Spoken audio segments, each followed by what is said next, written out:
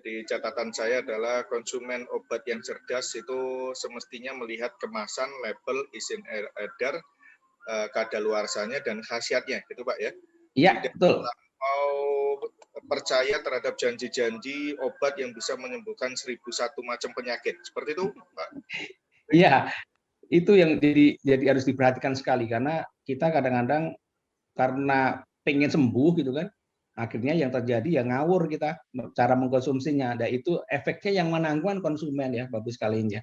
Kalau buat produsen seneng-seneng aja dibeli. Tapi perhatikan kalau secara efeknya itu terlalu cepat, itu malah justru kita hati-hati. Apalagi kalau misalkan itu menyangkut penyakit-penyakit yang sifatnya itu kronis. Kalau penyakit kronis biasanya penyembuhannya tidak bisa seketika, biasanya butuh jangka panjang. Nah, begitu hari ini diminum, 1 jam kemudian langsung merasa enak, wah itu hati-hati. Tapi gitu, Pak. Ya. Pak Sri, berkaitan dengan masalah kalau ada efek samping, walaupun obatnya Pak Sri ini seringkali bukan masalah efek samping, efek ke depan, Pak ya. Nah, masalah efek samping ini untuk obat herbal. Kalau kemudian ada semacam komplain atau laporan dari konsumen, itu semestinya dilaporkan kemana ya Pak Sri? Yang pertama tentunya ke pabrikan pembikin obat itu sendiri. Makanya Pak, kalau kita bicara tentang kualitas produk, setiap perusahaan itu kan harus terdaftar di Kementerian Kumham dan juga terdaftar sebagai bagian dari investigasi dari BPOM. Kan di dalam kemasan obat itu selalu produk diproduksi oleh, kemudian didistribusikan oleh gitu kan. Itu kan kalau perusahaan resmi itu kan akan bisa diakses Pak, otomatis. Makanya disitulah jadi masalah. Bahkan kita klik seperti yang Mas Agus sampaikan tadi sama, itu juga bisa diklik nomor izin edarnya itu diklik juga akan ketahuan karena obat dari kelompok herbal ini juga mempunyai izin edar juga. Biasanya ada code-nya itu TR tradisional. Jadi kemudian kalau misalkan kita mengklik di sana, nah otomatis itu akan keluar nih, benar enggak diperlukan oleh perusahaan mana, itu akan bisa dilacak, itu bisa dilaporkan ke BPOM juga bisa, nanti akan investigasi. Tapi biasanya perusahaan-perusahaan yang misalkan Bapak beli produk saya, Bapak akan akses ke web kita akan ketahuan otomatis ya. Bapak pernah komplain dengan sido muncul itu akan ketahuan, kemudian hotline-nya juga akan kebaca gitu. Sebetulnya itu bisa ke pabrik sendiri, bisa nomor biasanya kalau di dalam packaging itu tidak ada, Bapak bisa mengakses ke BPOM terkait dengan nomor izin edarnya, bisa searching di sana akan ketahuan Pak. Itu bisa dilacak mudah sekali. Makanya yang menjadi masalah adalah seperti pengalaman kita, permasalahan utama di produk herbal ini adalah karena secara produksi dipikirnya itu gampang gitu. Dan akhirnya yang terjadi produk kami itu dipalsukan itu luar biasa Pak. Sebagai gambaran saja kalau Bapak masuk ke internet, mungkin lapak yang ada di pasar itu lebih dari seratusan lapak Pak. Bisa kebayang nggak? Itu beda semua Pak Ganjar. Jadi produk saya itu laku di salah satu channel TV home shopping, kemudian dijual hanya melalui TV home shopping, tetapi masyarakat, para pencari untung itu menjual produk abal-abal, packagingnya jelas berbeda, sekilas nggak kelihatan. Kemudian secara kapsul mirip. Nah, kemudian packaging ya nggak beda jauh, tapi kalau dijejerkan Pak, itu beda banget. Nah, disitulah peranan dari para kalau kita pedagang atau pengusaha yang resmi ya, tentunya tidak akan main-main dengan masalah keamanan dari dan khasiat dari obat itu sendiri, karena itu menyangkut masalah aspek hukum di belakang hari. Yang kita lakukan adalah mengatur dari sisi jalur distribusi. Cilakanya, kalau misalkan kita cuma menggunakan satu jalur distribusi, otomatis para pembeli itu bisa akses. Misalkan saya kerjasama dengan TV Legel. Biasanya pembeli akan komplainnya ke TV Legel karena mereka secara detail ada hotline yang bisa dihubungin, nggak ada masalah. Makanya biasanya yang paling bisa dilakukan oleh konsumen pada saat kita membeli produk, pastikan kita membeli sesuai dengan jalur yang bisa kita tracking secara penjualannya. Nah, ini yang hati-hati. Nah, tadi sampaikan sama Pak Agus, kalau kita membeli produk di marketplace, itu nggak ada yang bisa komplain, Pak. Kan kalau buat si pemilik lapak, si marketplace kan silahkan ada jualan ke situ, kan itu bebas kan. Begitu nanti ada masa dia kabur, Pak. Nah, ini hati-hati. Kalau untuk memberi obat di online, itu dipastikan mungkin 70% lebih banyak palsunya ketimbang aslinya. itu tinggi sekali. Makanya harus hati-hati kalau kita beli produk di online, khususnya untuk obat. Ya kalau beli baju kan nggak masalah, Pak. Tapi kalau beli obat itu kan masuk ke tubuh.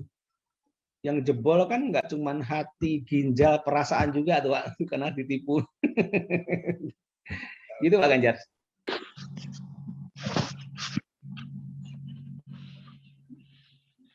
Masih mood. Mohon maaf. Pak Agus Darjono, ini mau tanya juga untuk bagaimana Pak Sri mungkin bisa stop sharing Pak Sri biar kelihatan screen-nya. Implementasi perlindungan terhadap konsumen nih Pak Agus, apakah menginformasikan ini hanya dapat dibeli di sini gitu tadi, sehingga jangan beli di online, apakah juga akan dilakukan seperti itu ya di dunia farmasi? Iya. Untuk dari obat palsu tadi Pak Agus. Iya. Banyak inisiatif yang sudah dilakukan kerjasama antara GP Farmasi. GP Farmasi adalah gabungan perusahaan lokal, kemudian juga IPMG, yaitu adalah gabungan perusahaan farmasi multinasional bersama dengan Kemenkes ya untuk melakukan edukasi dan juga sosialisasi, terutama obat dan juga ethical ya baik OTC maupun resep untuk beli di distribusi atau tempat-tempat yang resmi yang tadi saya bilang misalkan di apotek rumah sakit seperti itu sebenarnya sudah banyak. Nah, yang menjadi masalah adalah seringkali ya pasien atau konsumen itu tergoda dengan harga yang lebih murah gitu. Ya, tadi Pak Sri mencontohkan begitu dibuka di internet atau online loh, kok harganya jauh banget sih gitu. Nah, sehingga kalau kita bicara obat ya pertimbangan kita adalah bukan di harga sebenarnya. Ya, apakah obat itu asli apa tidak itu lebih penting seperti itu. Saya mau share saja ketika dulu saya memasarkan produk ini sebenarnya produk resep, tetapi produk ini sudah sangat terkenalnya yaitu Ponstan, isinya asam mefenamat ya. Nah, ini salah satu backbone produk kami gitu. Nah, itu kami menemukan penjualan obat palsunya itu 2 kali lipat atau 3 kali lipat ya. Sampai waktu itu kami merubah kemasannya. Kami merubah kemasannya sampai bentuk tabletnya juga kami rubah. Kemudian kami melakukan edukasi juga itu. Jadi apa yang kami temukan, pengalaman kami di Indonesia ini, pokoknya obat itu laris manis, entah itu produk bebas atau produk resep, kemungkinan besar untuk dipalsukan itu besar. Ya, jadi saran saya adalah kalau menggunakan obat, belilah di tempat yang benar-benar resmi, ya seperti itu. Nah, beberapa dari kita mungkin sering mengenal ada namanya di pasar pramuka gitu ya. Yang nggak ada salah sih ke sana gitu ya, tetapi kalau saya menyarankan ya cari di situ yang memang ada apoteker penanggung jawabnya gitu. Ya, karena nanti akan lebih jelas gitu ya. Karena di sana kadang-kadang kita nggak bisa kontrol itu produknya itu dari mana saja. Nah, kalau bicara obat palsu ini bisa dipalsukan di Indonesia, ya kita dengar beberapa kali ada penggerebekan, bisa sifatnya paralel impor. Jadi obat yang sama dari luar negeri dimasukkan tanpa ada izin edar, gitu bisa terjadi demikian. Seperti itu Pak Ganjar. Ya, terima kasih. Kalau kita beli obat resmi, hiburannya kurang Pak ya. Kalau kita beli obat di pasar kan tukang obatnya ada hiburan sulap dan sebagainya itu. Nah ini kita tadi kan diskusinya sepertinya seolah-olah dunia herbal dan kimia itu memang berbeda ini. Apakah mungkin ya antara herbal dengan kimia itu kemudian ada semacam kolaborasi gitu Pak? Ini dari segi peraturan itu seperti apa? Pak Agus, Pak Sri, untuk kemungkinan ada percampuran masalah herbal dan kimia. Mungkin bisa dijelaskan ke audiens. Ya, jadi begini, sebetulnya kan kalau kita perhatikan sekarang di perusahaan-perusahaan Indonesia itu sudah memiliki 2 lane, baik itu untuk chemical drug-nya dan juga untuk herbalnya, Pak. Misalkan kita yang terkenal itu misalkan Soho gitu ya. Misalkan Soho itu satu lokal company, Kalbe Farma juga sama. Itu misalkan Soho itu misalkan Imbus, itu Imbus itu dibikin di pabrik farmasinya dia Pak, tapi untuk produk herbalnya. Sebetulnya semua produk itu tidak ada masalah, yang membedakan itu kan lebih karena bahan aktifnya yang digunakan yang membedakan. Tapi secara regulasi sendiri, dua-duanya itu memiliki tingkat kesulitan untuk bisa lolos uji BPOM, Pak. Jadi yang harus kita perhatikan di sini adalah bahwa baik itu obat chemical maupun obat herbal, dua-duanya itu melalui satu prosedur yang panjang untuk bisa meloloskan produk dengan standar BPOM itu nggak bisa selesai setahun, Pak Ganjar. Sebagai gambaran, satu produk itu bisa lama sekali, bisa lebih dari 1 tahun. Ya. Itu padahal hanya untuk produk herbal yang untuk farma, yang fitofarmaka ya. Kita bisa bayangkan kalau untuk vaksin digeber, padahal harus melalui fase 1, 2, 3, 4, harus segera rilis di market. Nah itu ya kalau misalkan terjadi permasalahan di belakang hari, itu urusan yang ceritanya akan lain nanti itu Pak. Nah kita bisa bayangkan, jadi memang untuk mendapatkan lolos izin edar itu bukan perkara mudah Pak Ganjar. Selama ini kan teman-teman yang tidak tahu, dipikirnya pabrikan itu bisa memproduksi satu produk dengan merek tertentu itu, begitu hari ini bikin, minggu depan langsung dijual. Nggak bisa begitu Pak. Jadi itu panjang kali lebar proses untuk sampai bisa mendapatkan izin edar itu luar biasa rigidnya. Kadang-kadang kita sampai frustasi Pak. Saya punya satu produk itu sudah 1,5 tahun sampai sekarang belum keluar izin edarnya. Untuk salah satu untuk produk kosmetik tapi yang di oral bentuk kapsul. Wah ini panjang sekali ini. Kemarin kita meloloskan untuk obat kolesterol itu kita butuh 1 tahun 2 bulan. Tapi oral, jadi habis minum itu langsung jadi keluar lipstick, keluar eyeshadow gitu.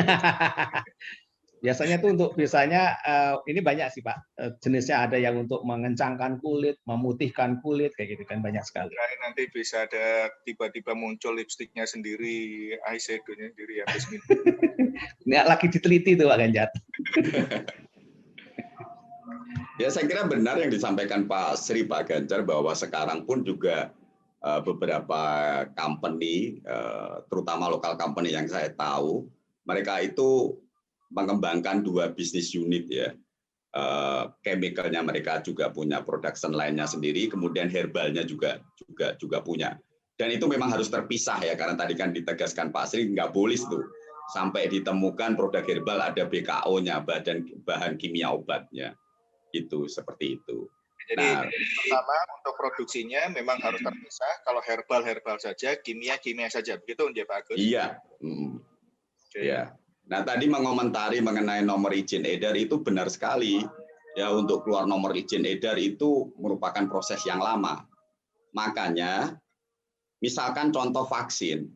Vaksin itu bukan nomor izin edar yang diberikan oleh BPOM, tapi emergency use authorization. Ya, karena memang ada beberapa proses kan yang dipercepat itu ya.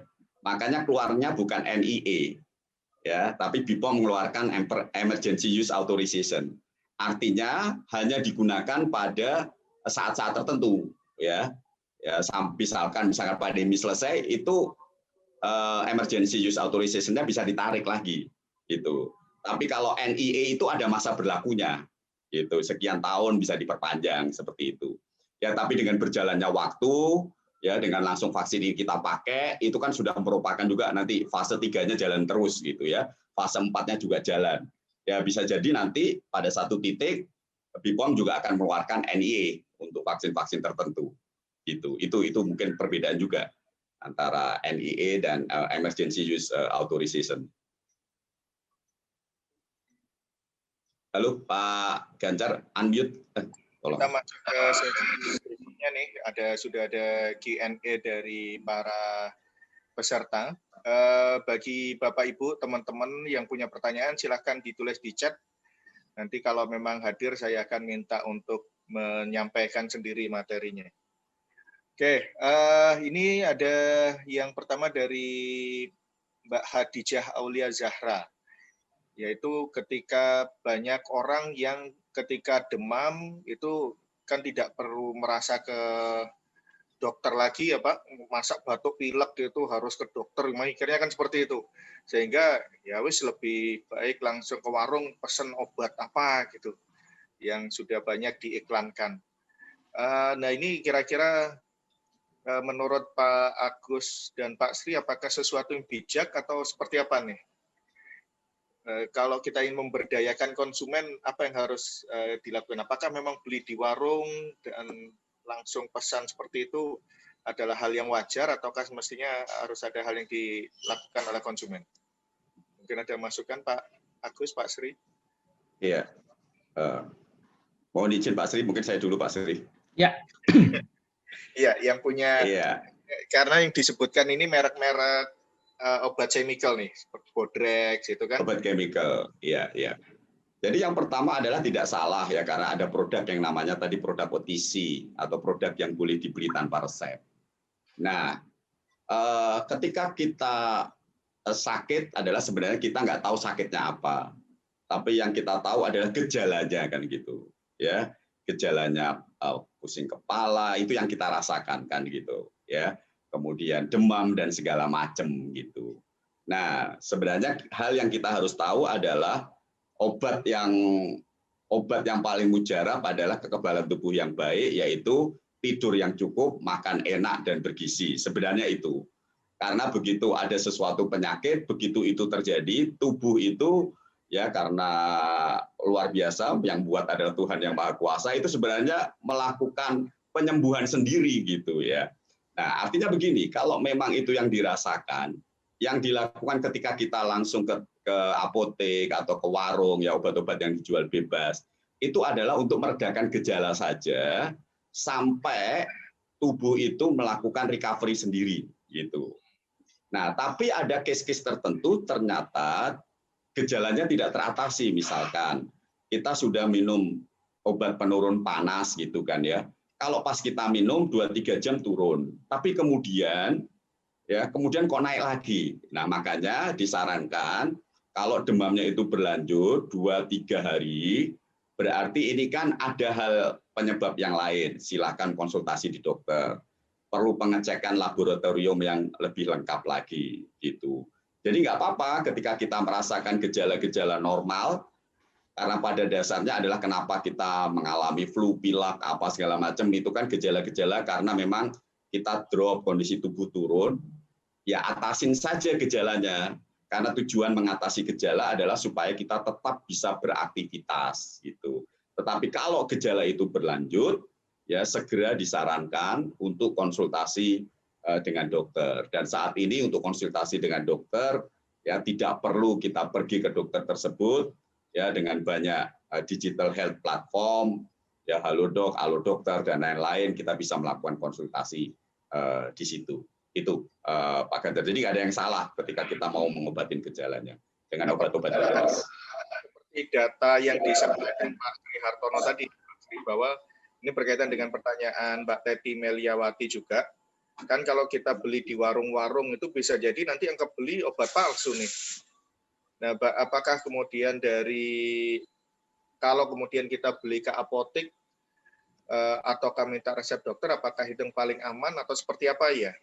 Itu mungkin yang harus kita kaitkan dengan pertanyaan dari Mbak Khadijah. Gimana Pak Sri Hartono untuk melindungi konsumen? Ya, jadi kan kalau tadi kan disampaikan bahwa kan untuk obat itu kan keberadaannya ada di mana-mana nih Pak Ganjar, ada di rumah sakit, itu yang paling utama, pusat untuk pelayanan kesehatan, kemudian di apotek, toko obat, dan juga di supermarket maupun warung-warung.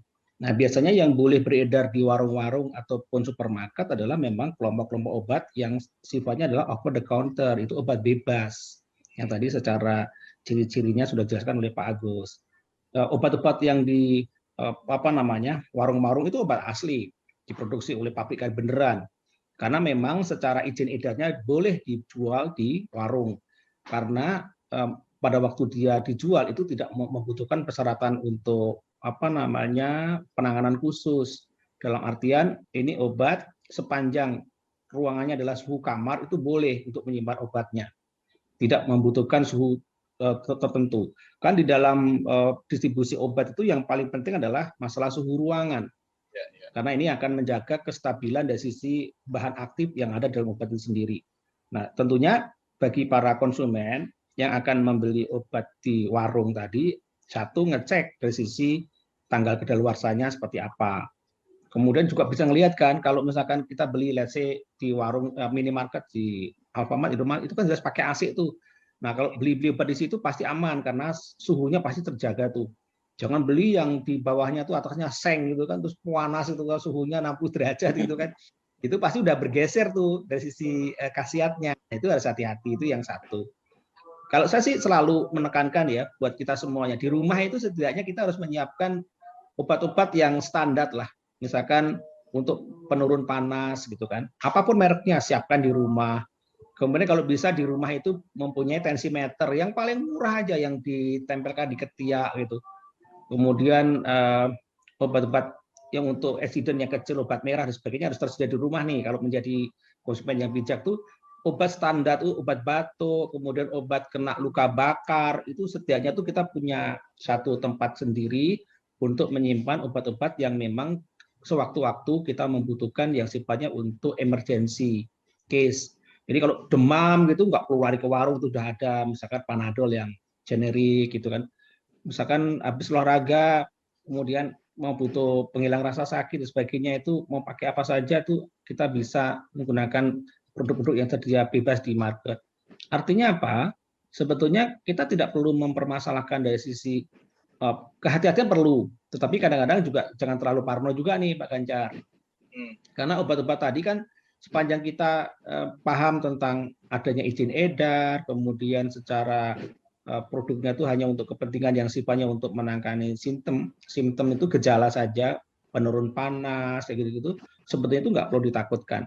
Yang berbahaya itu adalah kalau kita membeli obat-obatan yang untuk pengobatan penyakit serius, kemudian kita percaya dengan janji-janji dari satu merek, apakah itu chemical maupun herbal, yang kadang-kadang itu termasuk kelompok obat palsu, kemudian kita konsumsi, itu yang harus hati-hati. Makanya disinilah perlunya acara hari ini untuk menjelaskan para konsumen nih. Jangan tertarik dengan bujukan rayu iklan yang kebetulan kita terpancing, padahal secara manfaat lebih sedikit ketimbang bahaya yang kita peroleh. Begitu Pak Ganjar. Menarik.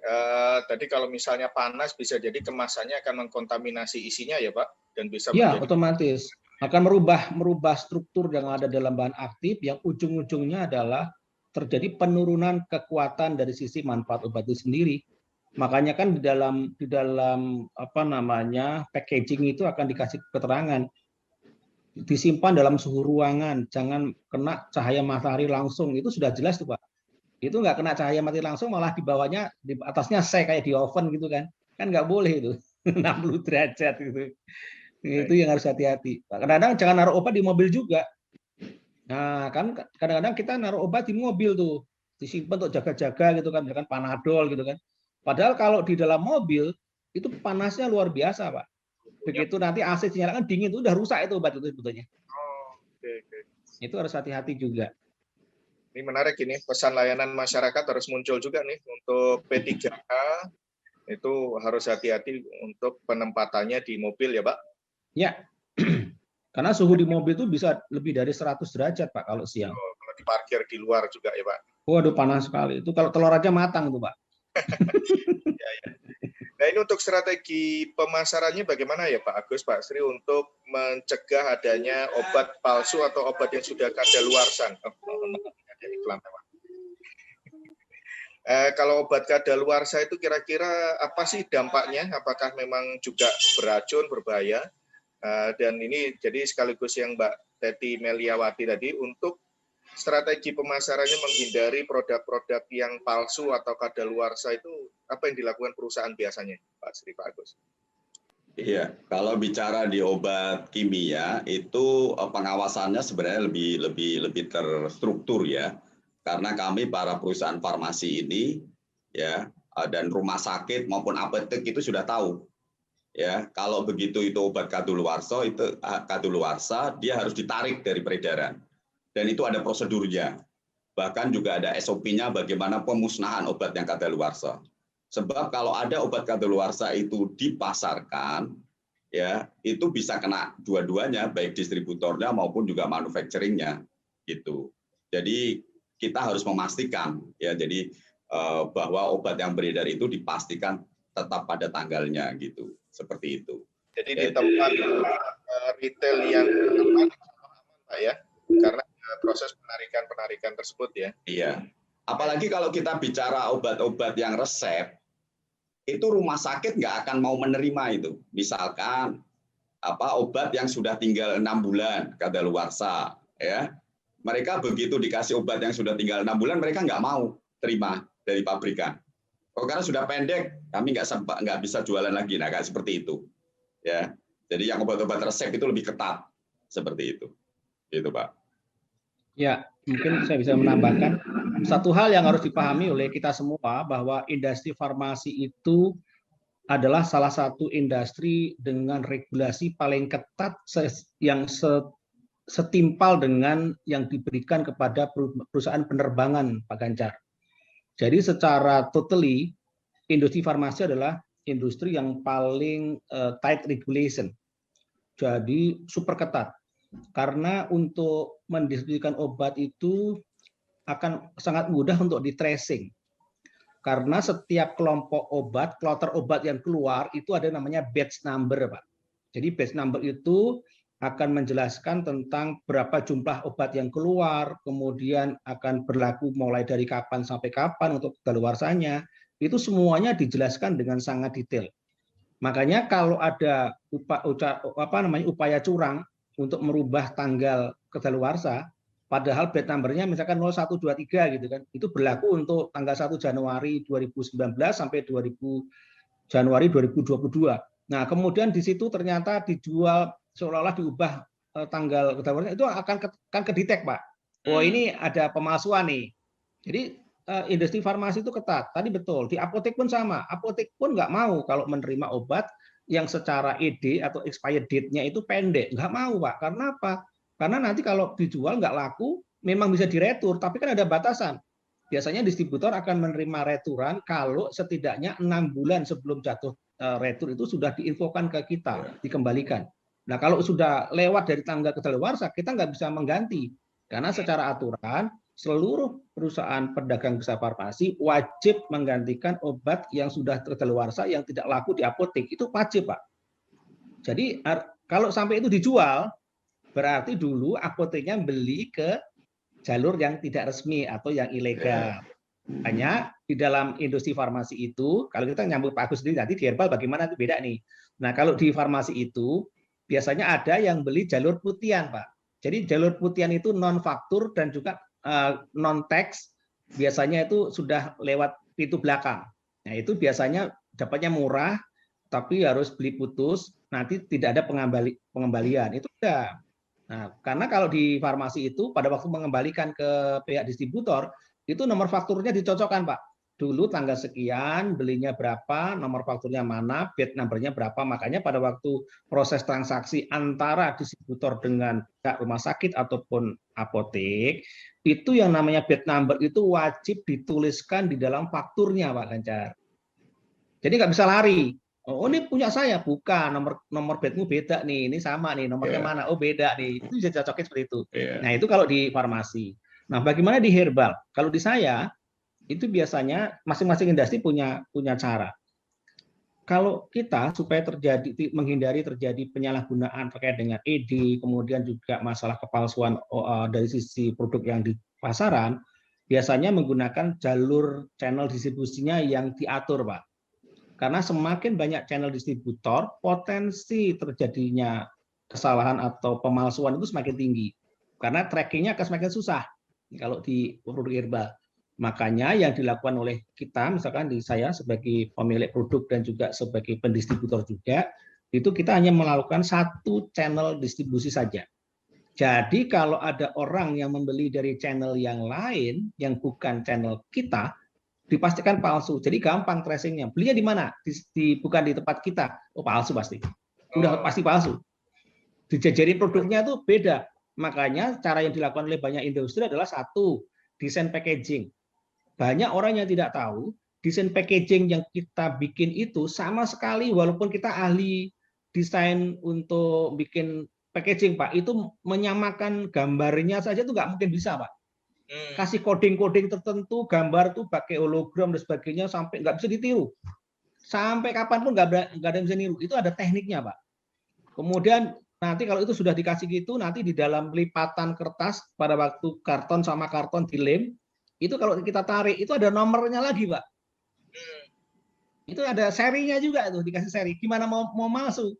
Jadi kalau misalkan ada orang palsu, gampang secara legal. Misalkan ada orang klaim nih ke kita, kami menggunakan produk Anda kena keracunan. Oke, kita tunjukkan obatnya mana, ini gitu kan. Dibuka satu-satu nih, cocok nggak sama nggak? Bukan punya kami, selesai urusan. Jadi makanya kita sebagai pelaku usaha di dalam kondisi semakin cerdasnya masyarakat, kita juga tidak sampai masuk ke lubang di mana kita kadang-kadang terjebak oleh tangan-tangan jahil yang coba mencari peruntungan dari produk yang memang laku di market. Karena di Indonesia, di dunia, tidak ada di Indonesia, begitu ada produk laku, pasti kecepatan malsunya lebih cepat, Pak, ketimbang suplai kita dari pabrik, Pak. Itu kan 1 minggu laku di market, Pak. Besok sudah ada produk palsunya, Pak. Udah otomatis itu. Sediaan apapun. Mau itu injeksi, kayak mau itu sirup, kayak itu tablet, kayak itu kapsul, langsung ada. Kebayangkan, industri farmasi ataupun untuk obat-obatan itu memang pasar yang menggiurkan. Kadang-kadang banyak orang yang memainkan kesempatan untuk mendapatkan keuntungan sepihak. Tidak peduli nanti konsumen itu menderita atau bahkan sampai meninggal gara-gara mengkonsumsi yang dia bikin, itu bukan urusan dia, Pak. Yang nanggung kan kita sebagai produsen aslinya seolah-olah. Ya, terima kasih. Ini masih ada waktu sekitar 11 menit untuk masuk ke jam 3:30. Saya berikan kesempatan kepada Bapak Ibu, teman-teman untuk bertanya langsung, silakan. Karena yang di chat sudah habis ini. Cuman ada informasi aja bahwa beli jamu beras kencur dan jamu kunyit asem sama untuk buka puasa bisa ditaruh di kulkas dulu ya. Izin bertanya, Ya. bisa bertanya. Ya. Dari mana? Silakan.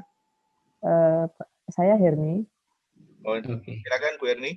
Ya, saya tujukan ke Pak Sri Hartono nih, Pak, terkait dengan perkembangan obat herbal. Kebetulan saya basicnya farmasi ya, jadi juga mohon maaf ini tidak pasang virtual background. Oh, nggak apa-apa. Ya, jadi terkait dengan perkembangan obat herbal untuk memperkaya produk yang ada di Indonesia, ini strategi pemasaran seperti apa sehingga produk kita itu bisa diterima. Misalkan kita punya produk baru gitu, Pak. Jadi kalau misalnya kita melakukan riset dan lain sebagainya kan percuma kalau kita tidak bikin menjadi suatu produk gitu. Kemudian strateginya seperti apa? Apalagi kalau misalnya kita mandiri gitu ya. Apakah kita harus menggandeng perusahaan atau kita bisa produksi sendiri supaya bisa diterima di masyarakat. Kan kalau kita lihat sangat rumit, Pak, ya, tahapannya mulai dari preklinik, klinik, dan seterusnya, kemudian izinnya itu mungkin butuh waktu tidak cukup 5 tahun, mungkin bisa sampai 10 tahun untuk fitofarmaka gitu. Itu sarannya seperti apa, Pak, seandainya kita menginginkan? Terutama kalau punya kampus ya, Bu Herni, buat penelitian tentang herbal, terus bagaimana untuk pemasarannya, karena kalau 5 tahun keburu lulus atau enggak lulus nanti. Ya, itu satu hal yang harus dipahami ini semuanya. Terima kasih Bu Herni untuk pertanyaannya. Jadi kalau kita akan membuat satu produk, kan BPOM sendiri mensyaratkan yang bisa mengajukan izin edar adalah perusahaan yang memang memiliki hak untuk mendaftarkan obat sesuai dengan regulasi yang diatur. Artinya hanya pabrikan yang memang sudah memenuhi persyaratan dalam konteks menghasilkan satu produk. Itu ada kriterianya, Ibu pasti lebih sudah tahu. Ada EOT, ada UKOD, dan sebagainya. Ini skalanya kan banyak sekali. Nah, sehingga kalau misalkan kita dari kampus akan memasarkan satu produk, tapi nggak bisa memproduksi sendiri karena persyaratan yang begitu tinggi, kerjasamalah dengan skala industri. Itu yang paling penting. Nah, nanti sambil paralel, tunjuk juga partner untuk nanti yang akan mendistribusikan. Nah, biasanya Ibu, perusahaan pemasar, pemarketer, karena di obat herbal itu biasanya akan menunjuk perusahaan distributor dan marketingnya sekalian. Jadi biasanya pada saat dia mendaftarkan obat ke BPOM, sudah mulai milih-milih nih, siapa nanti yang akan saya tunjuk menjadi partner untuk memasarkan produk kita dan juga mendistribusikan. Mereka sudah punya channel-channel khusus, apakah nanti bisa melalui market MLM, multi level marketing, bisa dijual dengan menggunakan public figure dengan endorser tertentu, menggunakan IG dan kawan-kawan, atau melalui channel televisi dengan TV home shopping dan seterusnya. Itu nanti bisa dilakukan, ataukah kita main menggunakan model panel ke outlet, menggunakan toko obat sebagai partnership. Biasanya kita sudah punya tim yang langsung bergerak ke toko obat dan seperti itu. Itu bisa dilakukan, jadi nggak usah khawatir. Makanya sebetulnya pertemuan seperti siang hari ini bisa memberikan peluang pada para pelaku usaha yang memiliki herbal tapi kualitasnya bagus, tapi tidak bisa memasarkan, kemudian mau bikin mendaftarkannya bagaimana, udah kerjasama dengan pabrikan yang punya izin untuk membuat obat dengan skala industri. Nah, kemudian mereka mendaftarkan, nanti perjanjian diatur sedemikian rupa dengan pihak pabrikan, kemudian menunjuk partner untuk mendistribusikan dan juga memasarkan. Itu yang paling bijak, Ibu Herni.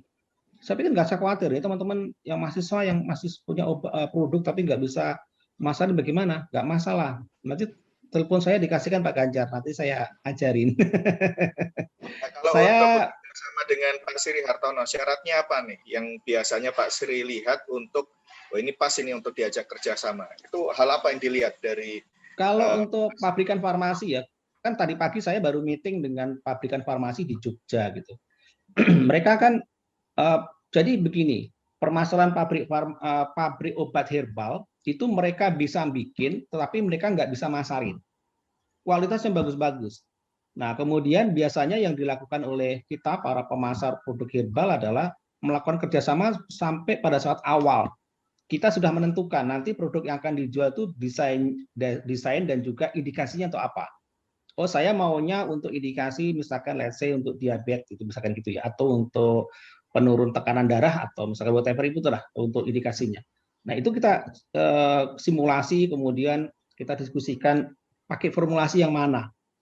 Nah, kita itu nanti sudah kita tetapkan. Nah, dari situ baru kita mulai untuk mendaftarkan ke BPOM. Nah, disitulah nanti pada waktu urusan dengan pihak BPOM bukan kita yang bergerak, tapi dari sisi pabrik yang bergerak untuk dealing dengan pihak BPOM. Begitu nanti selesai, kemudian produk itu akan diberikan ke kita karena kita sebagai pemilik produk bersama gitu. Nah, itulah yang akan kita pasarkan di market nantinya. Masalah channel distribusi atau channel market yang mau kita tuju itu tergantung masing-masing marketer di bidang produk herbal itu mempunyai keunggulan masing-masing. Ada yang hebat di MLM, ada yang hebat untuk khusus main di televisi, ada yang juga main di IG, ada. Jadi ada teman saya tuh hanya menjual melalui IG, itu omsetnya puluhan miliar sebulan. Itu satu hal yang kadang-kadang kita nggak masuk akal, gimana caranya ya kan gitu kan. Padahal itu bisa dikerjakan sih. Nah, disinilah perlunya wawasan terkait dengan bagaimana memasarkan produk-produk herbal. Nah, kalau tempatnya Mas Agus, kalau skala pabrikan chemical kan jelas mereka sudah punya riset timnya, punya tim lengkap, memasarkan melalui distributor nasional dan seterusnya, itu sudah agak berbeda. Tapi kalau herbal bisa lebih skalanya bisa lebih kecil. Gitu Ibu Herni. Ya, itu lebih baik kita setelah ketemu formulanya atau dari awal riset Pak ya kira-kira? Saya kebetulan ada ancang-ancang gitu untuk imunomodulator, cuman masih dalam proses riset gitu, jadi belum tahu. Oke. Nah, misalkan kita bicara imunomodulator. Sebetulnya imunomodulator itu masih punya market nggak sih? So-so Ibu. Kadang-kadang kan ini jadi masalah kan.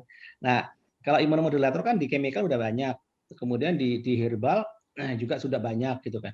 Nah, justru yang lebih penting lagi itu yang didiskusikan adalah sebetulnya untuk tren yang ke depan tuh yang paling oke apa sih gitu kan. Kadang-kadang orang yang itu kan kalau vaksin kan masih lama nih, kayaknya anti imun masih boleh nih dijual nantinya kan. Saya yakin imunitas menjadi satu prioritas. Enggak juga, karena ternyata saya punya produk yang sama, gak laku Bu. Pada waktu awal-awal semangatnya sama, begitu praktek di lapangan ternyata permintaan market karena supply demand-nya itu nggak seimbang antara si supplier sama permintaannya, ternyata banyakkan suppliernya. Pada waktu rame-ramenya vitamin gitu kan, semua orang bikin vitamin C semua gitu. Nah, ini kan jadi masalah akhirnya oversupply kan. Yang terjadi pada membeli kan, karena semuanya berharap mendapatkan keuntungan, tapi malah kerundungan yang terjadi. Nah, itu Bu Herni, yang paling penting mohon diperhatikan secara market itu kan kita bisa melihat nih gejolak di pasar saat ini yang lagi rame itu apa sih gitu. Kira-kira yang masih bisa lama itu apa saja. Biasanya yang terkait dengan masalah metabolisme itu biasanya terkait dengan kalau yang laki-laki misalkan suplemen untuk menambah kejantanan pria. Nah, itu biasanya akan eksis lama itu. Kalau untuk yang wanita biasanya bagaimana membuat para wanita itu tetap disayang sama suami, wah gitu. Yang terkait ke situ itu biasanya akan itu. Kalau anti aging kan itu udah kebanyakan, Bu. Nah, ini kan perlu wawasan tentang bagaimana kita memahami pola market, kemudian tren dari sisi untuk masing-masing kategori produk yang akan kita rilis ke market, itu juga menjadi satu kepentingan. Kalau dari dunia kampus itu biasanya kita diskusinya sejak awal-awal penelitian atau kalau sudah jadi produknya? Nah, kalau bisa kan kalau menentukan produk harusnya kan dari awal, Pak. Kan kita udah tahu nih kadang-kadang kalau dari sisi para riset kan orang pabrik itu kan tahunya kan bikin ya. Kalau peneliti yang bikin menciptakan produk, masalah laku itu kan walau-walam, ini kan jadi problem kan. Harusnya sudah dipikirkan dari depan tentang potensi kalau ini jadi nanti ada yang beli nggak? Mungkin Mas Agus mau nambahin? Enggak, bagus. Iya. Jadi sebenarnya sudah terjadi shifting ya. Ketika dulu mungkin 5-10 tahun ke belakang atau bahkan 15 tahun ke belakang, itu kan kayak sepertinya tuh entah perusahaan farmasi, entah yang herbal, itu resources nggak terbatas. Pokoknya bikin entah nanti jual apa enggak, pokoknya masih bisa lah gitu. Tetapi sudah 5 tahun terakhir atau mungkin 10 tahun terakhir, itu saya pernah punya pengalaman di product development, itu kami berubah. Jadi nggak asal meriset, tetapi kami mulai dari pasarnya dulu gitu. Karena kami ingat kami sudah bikin produk, ya kan seperti kita tahu ya, produk farmasi maupun tadi yang ethical dan segala macam itu, ya itu kan nunggu 2-3 tahun sampai keluar izinnya gitu kan. Nah itu kita harus bisa memprediksikan begitu izinnya keluar, itu marketnya masih bagus apa enggak. Gitu. Nah kami itu pernah punya pengalaman, ada lebih dari 100 produk, kami sudah punya NIE-nya, tapi akhirnya kami batal untuk meluncingnya, Bu Herni. Ya, karena market sudah nggak ke sana gitu. Nah makanya dengan pengalaman itu, ya ketika saya memimpin itu product development, sekarang berubah. Oke, kita berawal dari market dulu gitu loh. Terus baru R&D meneliti itu gitu ya untuk menghasilkan produk. Nah, mungkin ini juga yang dari akademisi gitu yang melakukan riset, mungkin harus dibalik memang pendekatannya gitu. Ya, bahkan juga penelitian skripsi, tesis atau disertasi ya. Untuk menemukan sesuatu itu berawalnya dari marketnya dulu gitu ya. Jadi latar belakang abstrak penelitiannya gitu dari market dulu pendekatannya gitu.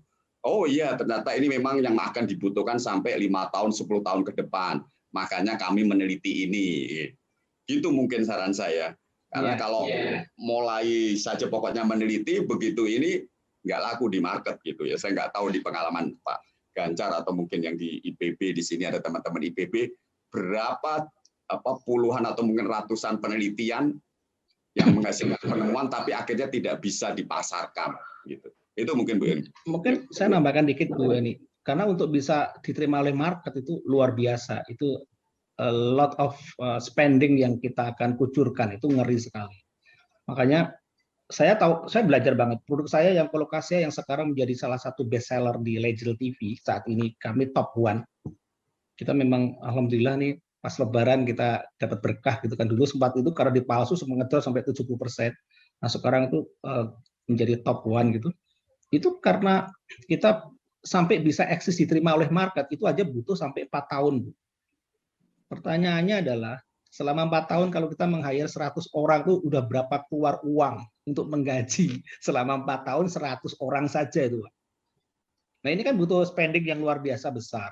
Nah, artinya apa?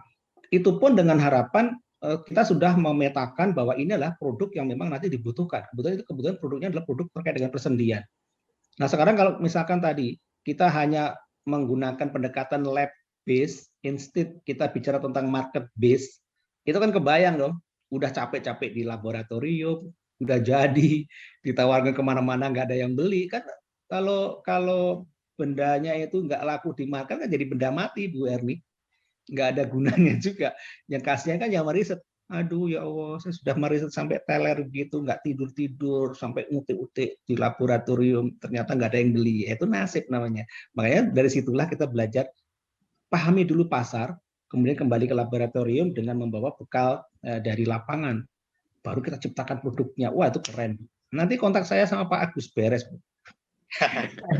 Baik, sebetulnya yang mohon waktu sedikit moderator ya. Jadi ya, nanti saya perkontaknya Pak Sri sama Pak Agus, Bu Herni. Baik. Iya. Kampus memang butuh MBKM juga nih Pak Sri, Pak Agus. Ada kontak-kontak dengan pelaku industri. Gitu ya Bu Herni? Iya, baik. Terima kasih waktunya. Ya. Terima kasih. Dan ini sebetulnya ada satu pertanyaan, tapi karena waktu sudah habis, maka nggak apa-apa sih Pak, tambahin dikit nggak apa-apa. Tambah dikit ya. Oh, ya baiklah. Ya, nggak apa-apa. Ini masalah konsumsi jamu. Sebetulnya mungkin bukan hanya jamu ya, karena semua obat itu bisa memberikan efek samping. Apakah memang bisa berpengaruh ke ginjal? Kalau saya sih sebetulnya bisa jawab, kalau minum obat jangan sampai lari-lari karena bisa bikin ginjal-ginjal nantinya. Kalau jawaban Pak Sri sama Pak Agus seperti apa nih kira-kira untuk efek? Mas Agus dulu deh, Mas Agus dulu. Iya, jadi pokoknya kalau kita bicara istilahnya farmakokinetik obat itu ya, itu kan tetap kan kita ginjal kan tujuannya adalah fungsinya untuk memfiltrasi ya. Semuanya akan lewat sana gitu ya. Artinya kalau dia kerjanya berat ya ginjalnya akan rusak gitu kan.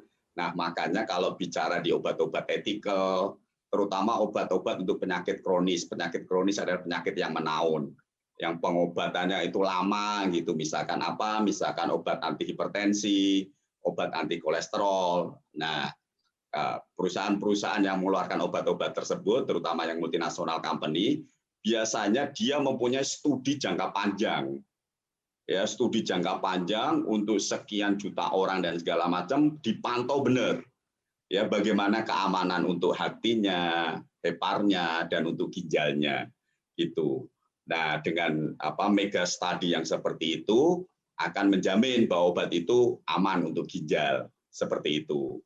Ya, jadi makanya obat-obat itu harus memang diuji gitu. Karena kalau kita lihat kerja daripada ginjal kan memfiltrasi bukan hanya obat sebenarnya. Apa saja yang masuk difiltrasi oleh ginjal. Kalau ginjal kerjanya berat ya bisa merusak. Jadi yang merusak ginjal sebenarnya bukan obat atau jamu, bisa hal-hal lain juga.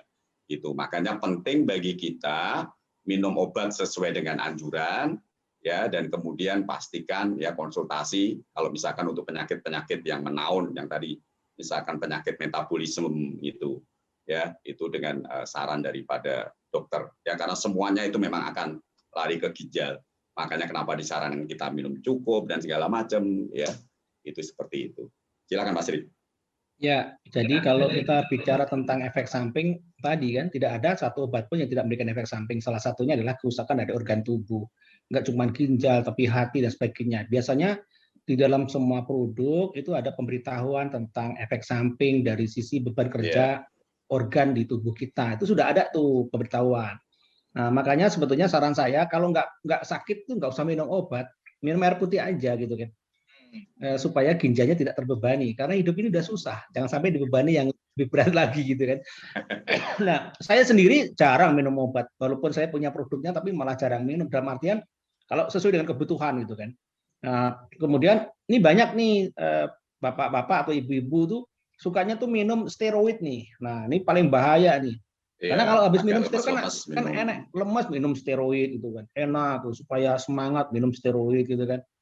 Sedikit-sedikit minum apa gitu. Nggak usah. Kalau kita minum obat untuk pengobatan itu pergunakan sebagaimana perlunya. Nah, vitamin juga sama. Kadang-kadang kan ada tuh orang satu kali minum, wah ini vitamin A, B, C, D, F, G, H, I, J gitu kan, banyak masuk semua itu vitamin semua. Ini alfabet atau minum obat itu dimasukin ke tubuh sampai 10 item gitu kan. Kebayang dong, sudah minumnya obatnya sedikit, kemudian minum air putihnya cuma setengah gelas gitu kan. Ya pasti ginjalnya akan kebebanin, hatinya pasti juga ikut rusak gitu. Kalau itu dipakai terus-menerus, jebol lama-lama. Nah, makanya Bapak Ibu perhatikan orang-orang yang mempunyai penyakit riwayat penyakit kronis, biasanya pengobatan lama, pasti kerusakan ginjalnya tuh akut parah gitu kan. Itu terjadi orang harus mesti gagal ginjal. Nah, itu enggak cuma ginjal-ginjal, Pak, ini gagal ginjal ini. Wah, udah begitu udah berat tuh. Harus cuci darah setiap hari. Wah, itu tinggal doain aja udah begitu gitu kan. Nah, ini makanya harus hati-hati kalau menggunakan obat, mohon kebijaksanaan kita sebagai konsumen karena ini masih hari konsumen. Jadilah obat menggunakan obat secara bijak, itu yang paling penting. Buat para industriawan, perdayakan konsumen, jangan memperdayai konsumen, itu yang paling penting. Saya pikir gitu Pak Ganjar. Terima kasih Pak Dr. Sri Hartono dan Pak Dr. Agus Darjono. Jadi kita sudah banyak diskusi masalah obat herbal dan obat kimia.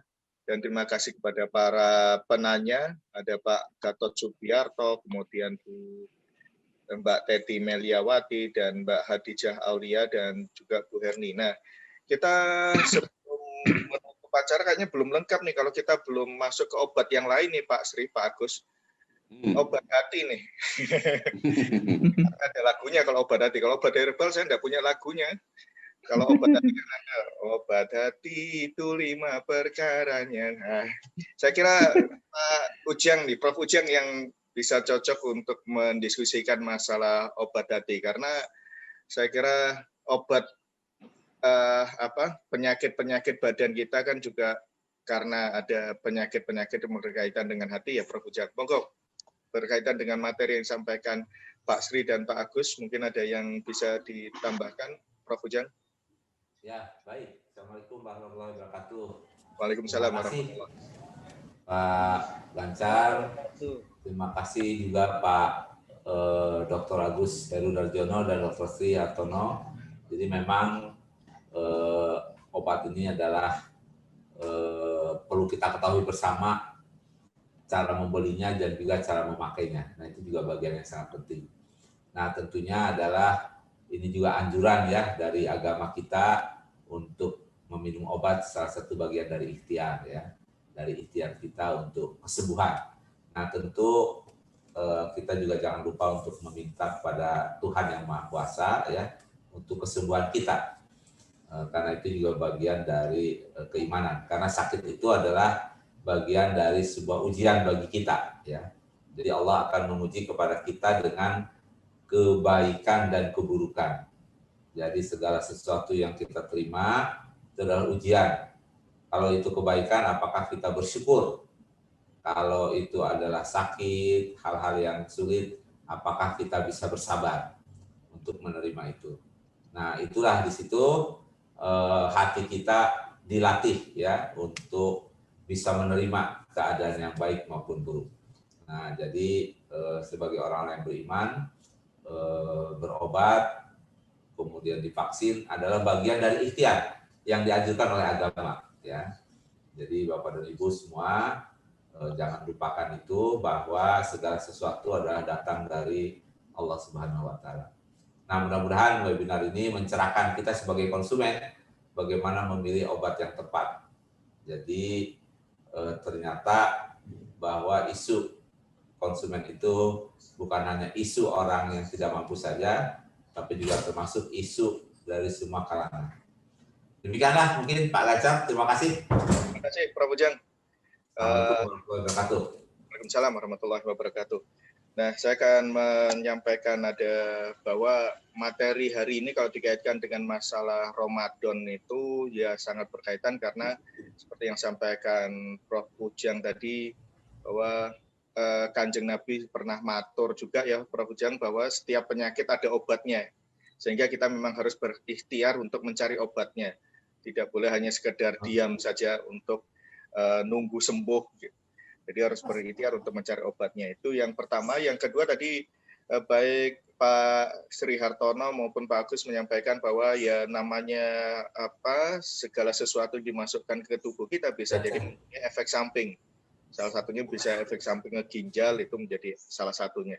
Nah, saya punya tips juga nih yang mungkin bisa kita gunakan bersama, yaitu ketika akan minum obat, saya pegang obat itu dan kemudian saya bacain Al-Fatihah untuk berdoa juga agar ditambahkan manfaat dari obat tersebut dan dihilangkan energi-energi negatifnya, efek-efek negatifnya. Jadi itu bagian dari ikhtiar juga bahwa kita harus juga ada unsur transendental ketika minum obat. Nah, insya Allah semoga itu akan berdampak yang sangat positif bagi kesehatan dan kesembuhan Bapak, Ibu, dan kita semua. Jadi efek-efek samping dari obat-obat tadi insya Allah kemudian bisa ternetralisir. Barakallah, semoga bermanfaat menjadi pengisi waktu untuk menuju berbuka puasa. Semoga bermanfaat. Barakallah. Terima kasih Pak Sri Hartono, Pak Agus Darjono, dan Prof. Ujian Sumarwan. Barakallah.